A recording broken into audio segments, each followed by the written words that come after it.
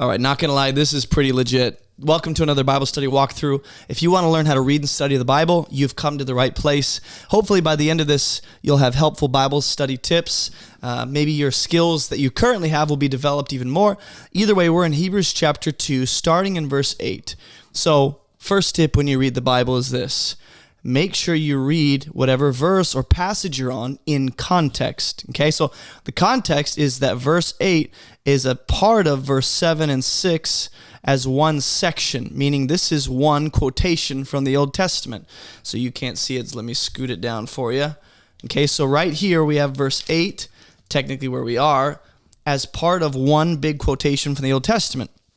Now, this is Psalm chapter 8 being referenced, and so the author of Hebrews in Hebrews chapter 2 is quoting Psalm chapter 8 in verse 6, 7, and 8 here, right, to make a point about specifically angels and humanity, and ultimately about Jesus. So we're on verse 8 again. I know I'm talking in circles here, but there are a few things I got to put up front that we've already discussed in previous episodes. Okay, so if you haven't watched, you wouldn't know this, so I want to catch you up.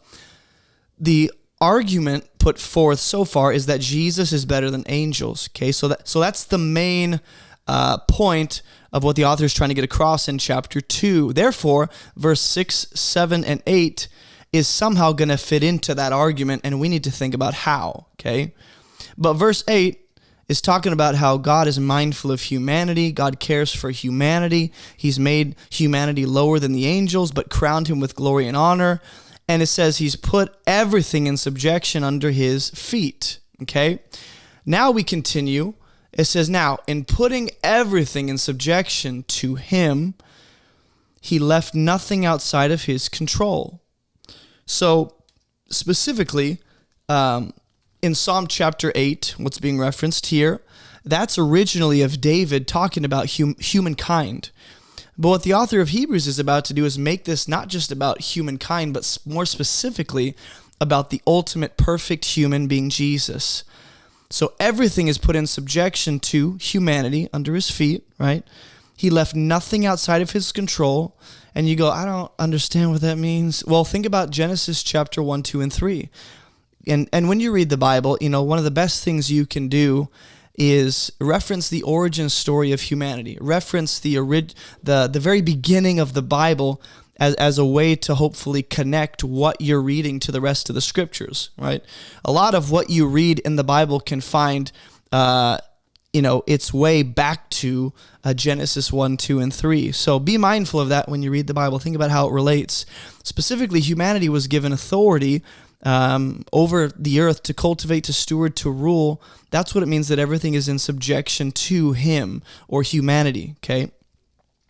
He left nothing outside of his control. At present, we don't yet see everything in subjection to him, okay? But we do see him. Now, this is where the author of Hebrews is going to make a transition, and he's going to make this passage in Psalm chapter 8 being referenced here, mainly about Jesus, the perfect, best human being, the one who is ultimate, right? Though originally Psalm 8 is about humankind, it is mostly true of Jesus, who is the ultimate human one, okay? So at present, and this is a time marker here, so when you read the Bible and you come across any indication of time or time markers, highlight that, right? Circle that. It just helps bring clarity to the statements at hand. So at present, we don't yet see, right? So this word yet lets me know there will be a time where we do see, but right now we don't. Everything in subjection to him. So what I want to do is notice key words, repeating words, any words that stand out to me. Specifically here in Hebrews chapter 2, verse 8, I see the word him a lot, right? Everything is in subjection to him or his, right? Him or his. We'll highlight those two words because what they're going to do is bring clarity to what this text is about. Nothing is outside of his control, right? We don't yet see everything in subjection to him, but we do see him who for a little while was made lower than the angels, namely Jesus. So if you're wondering, well, who is the he referring to? Again, it's mainly about Jesus, right? So let's think about this. When you read the Bible, don't lose sight of the main point. Don't get lost in the weeds. the main point is that Jesus is better than angels, right?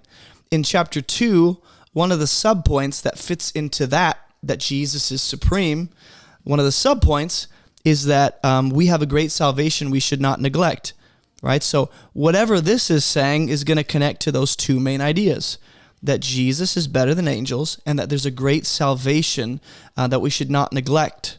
But we do see him who for a little while, which tells me it's another time marker, right? A period of time, a duration, not a specific duration, but just for a little while was made lower than the angels, namely Jesus. So the author explicitly connects Jesus to the hymns and the hises he's used.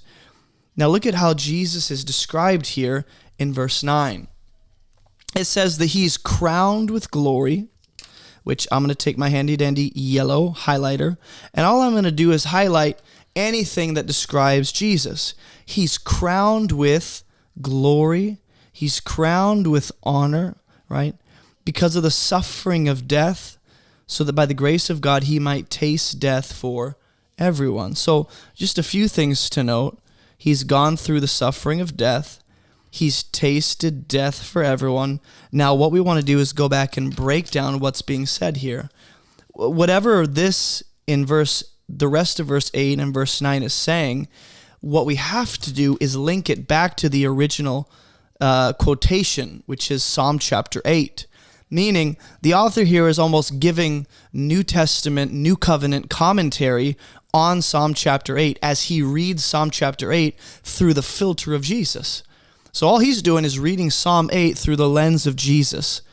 And verse 8 and 9 end up being commentary on that. So we need to think about, hey, how does verse 9 connect to what was said in verse 6, 7, and 8, right? Verse 6, 7, and 8, which is a quotation of Psalm 8. So I'm just going to write here Psalm 8. That way we don't forget. This right here is one big quotation, Psalm chapter 8. Now, as the author gives commentary in the next few verses, we need to think about how does that relate to, connect to, or expand upon Psalm chapter 8 that he's quoting. Remember, what is man that you're mindful of him, or the Son of Man that you care for him? Son of Man referring to humanity, right? Psalm chapter 8, David is making this about humankind. But this becomes most true of Jesus. You made him for a little while lower than the angels. You've crowned him with glory and honor. So I want to have those ideas when you read the Bible.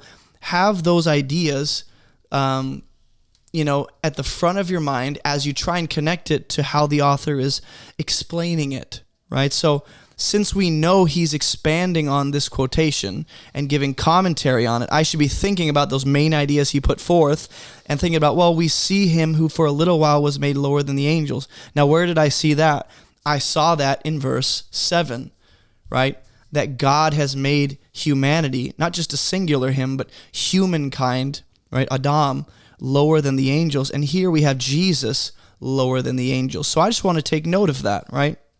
Maybe what I'll do is I'll circle this idea in good old pink, and then I'll bring it back to right here. I know my Bible looks all marked up and crazy wonky donkey, but that's just what happens when you end up studying for a while. Or I'll think about, everything being in subjection to him. Where did I see that? I saw that in verse 8, right? So what I'll do is probably just circle this in subjection to him, and I'll bring it back to, just so I can remember how these ideas connect, right? So the next time I read my Bible, I'll come back here and go, wow, in subjection to him, why do I have an arrow? Oh, that's right, because he's referencing Psalm chapter 8 when it says that humanity has control over or authority over everything God gave. So we see Jesus, who was for a little while made lower than the angels, namely Jesus, right, crowned with glory and honor. Now, he does say because of, so that's just something I want to take note of. When you read the Bible, try your best not just to know what's being said, but almost the reasoning behind it. Make sense of it, try and understand it. So you and I go, Jesus is crowned with glory and honor. That's the what. And you go, that's easy to understand, I guess. But then this phrase, because of, tells us why or how he's crowned with glory and honor. Because of the suffering of death, right? So that becomes the understanding or the reasoning that helps me make sense of, oh, that's what it means for Jesus to be crowned with glory and honor, it required the suffering of death first, right? So when you read the Bible, read slow enough, not just to understand, not just to know the what, but to understand what's behind that. Make sense of it. There's reasoning, right? God is very logical, right? You can make sense of what he's saying. So he goes, so that, and I also want to take note of this. This phrase, so that, tells us why the suffering of death had to occur. So that by the grace of God, he might taste death for everyone, right? So initially what I have is a question. When I read the Bible and when you read the Bible, ask questions.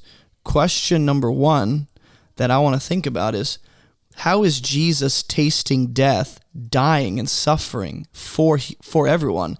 How is that by the grace of God? Right? You think about the grace of God, usually you think of blessing and favor and honor and, all the things he adds to you. Well, here, the grace of God ends up being the framework for Jesus tasting death for everyone.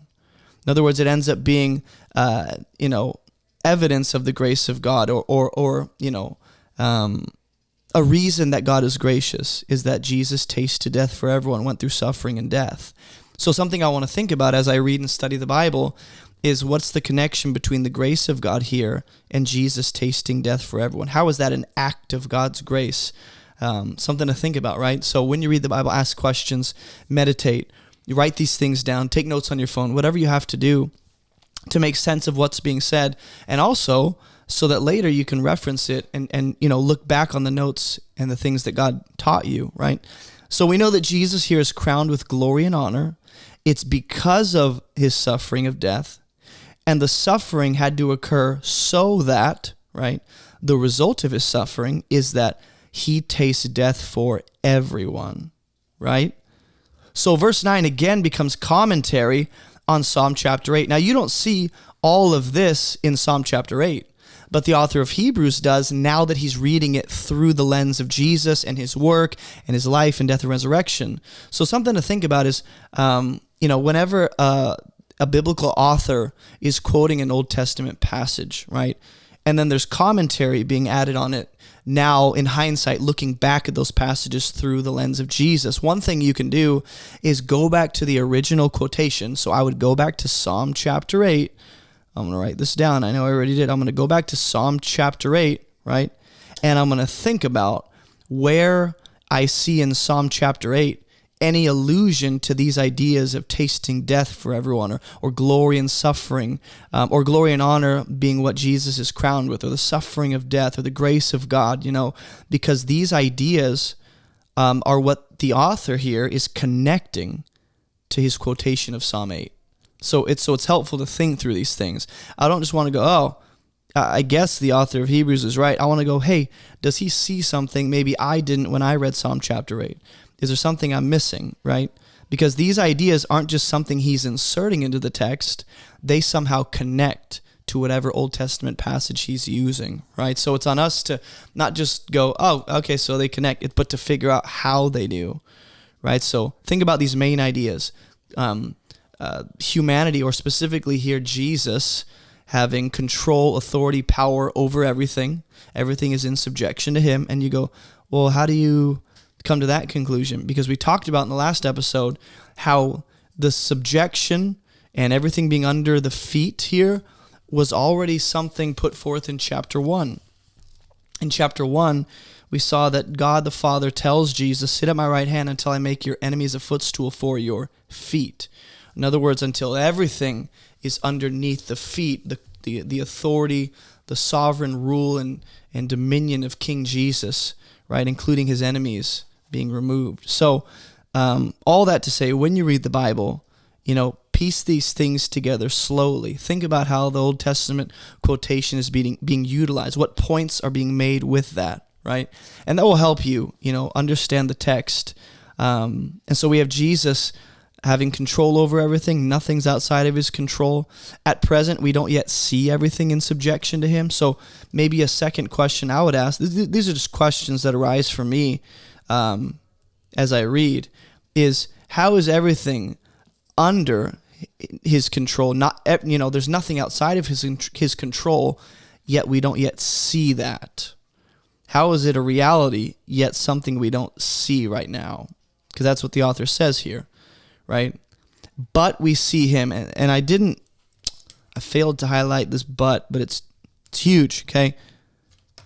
It's like, yeah, isn't it unfortunate we don't see everything in subjection to him? But, and when you read the Bible, note any words like but, for, and, any conjunctions, any transition words that let you know, hey, but even though we don't see everything in his control with our eyes, we do see him, right? We do see him. So maybe a third question I would ask is, why does the author of Hebrews make it almost like an encouraging comfort that we see Jesus, even though we don't yet see everything under his control in our world, right? What does that do for me? Why does he use that?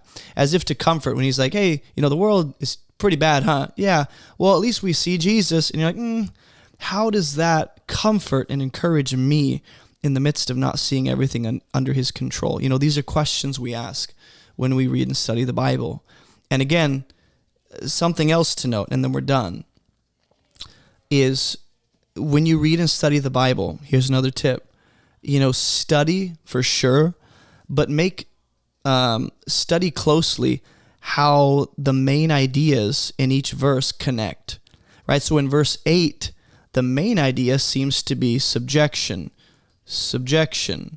control, right? So what I'll probably do is just use my handy dandy orange to underline that. Subjection, control, subjection. In one verse, we see the idea of control or subjection used 1, 2, 3, 4 times.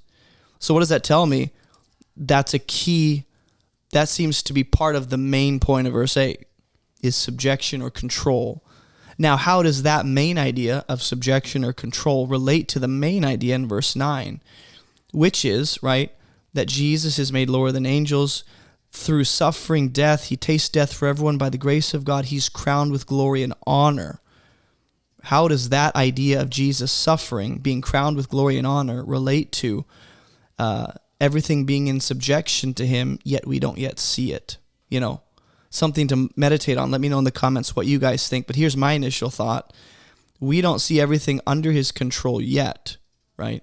But we do know everything is under his control. There's nothing outside of his control because of the suffering of death, and he tasted death for everyone. Now he's crowned with glory and honor.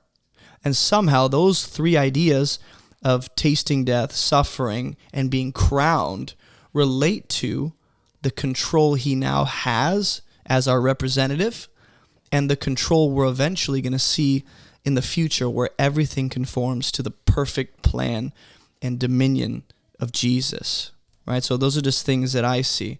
Let me know your thoughts in the comments and what you think the connections are. But again, there is a clear connection being drawn between the subjection or the control of Jesus and his suffering, death, and being crowned with glory and honor, right? Something to think about. So if you guys didn't already know, we have a completely free 40-day Bible study program. It's linked in the description below. Go check that out. We also have a 27-day program, an 11-day program. It'll bless you. If you're really wanting to go deep into learning how to study and read the Bible, this will be the program for you. It's self-paced. It's very deep. It's free. It's online. So go check it out at abovereproachministry.com. And I hope this was a blessing to you. And I will see you in the next Bible study walkthrough.